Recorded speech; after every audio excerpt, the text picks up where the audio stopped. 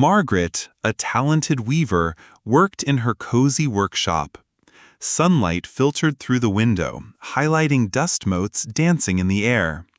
She carefully wove a small constellation onto her large celestial loom using a shimmering astral thread. The thread glowed with a soft blue-white light, making the loom hum gently. Meanwhile, small problems began to appear in the nearby town. The baker, Mr. Miller, looked sadly at his flat, unrisen bread, wondering what was wrong. Across town, a traveler named Mrs. Davies frowned as her usually reliable compass spun wildly in circles, unable to find north. A subtle unease settled over the village. Back in her workshop, Margaret felt a strange emptiness. She walked over to a large, detailed celestial map hanging on the wall, its lines showing familiar star patterns. Her eyes widened as she realized a major constellation, the Guiding Bear, was completely missing from the night sky.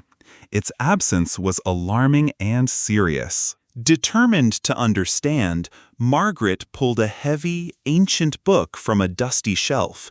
Its worn covers told stories of forgotten lore.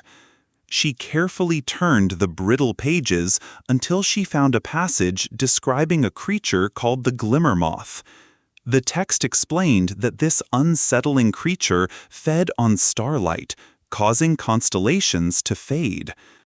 The book explained that to spin a new astral thread, she needed the heart of a fallen star.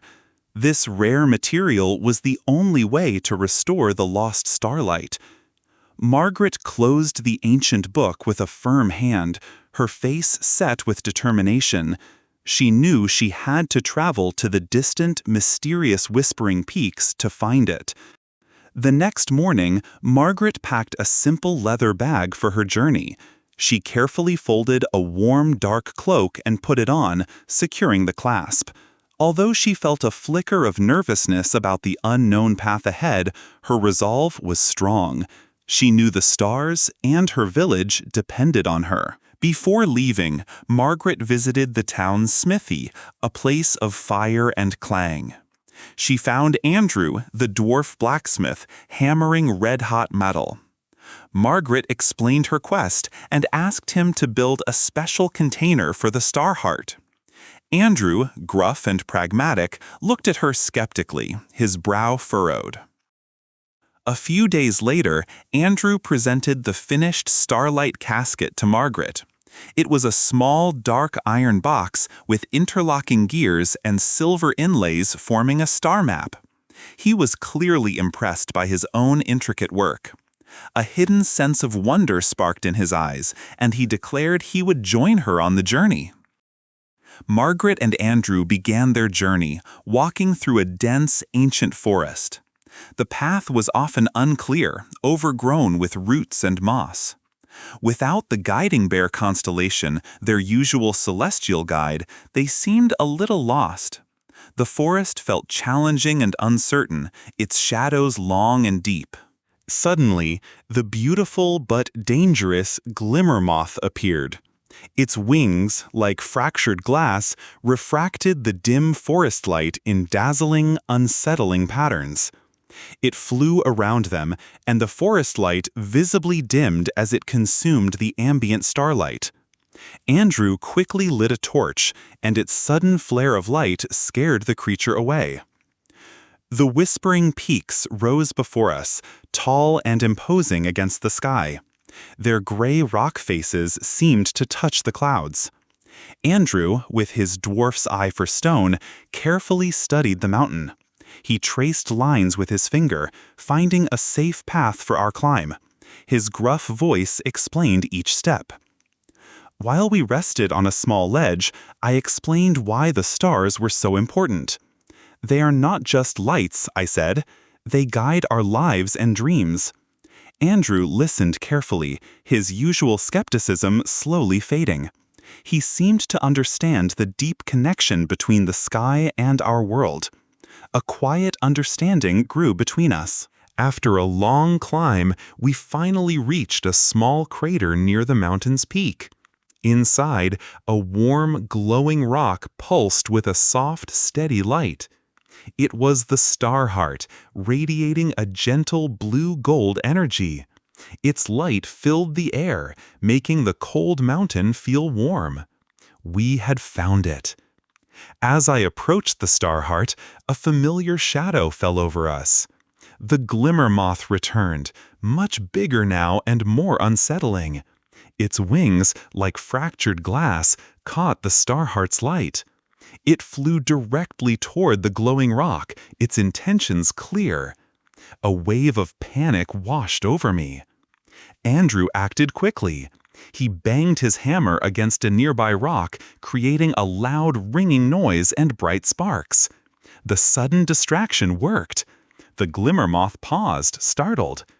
I seized the chance, quickly putting the star heart into the starlight casket.